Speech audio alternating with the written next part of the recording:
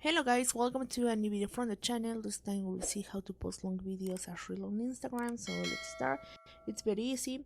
Just go to Instagram. Let's go to new post or new reel.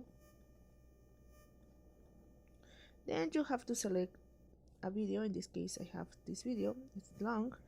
Now let's go next.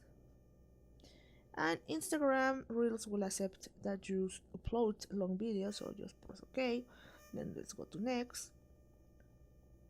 As you can see, the video was accepted by Instagram, so only you have to upload your complete video as reel, and that's it.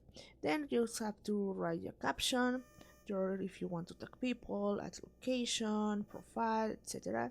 And then just click on share it.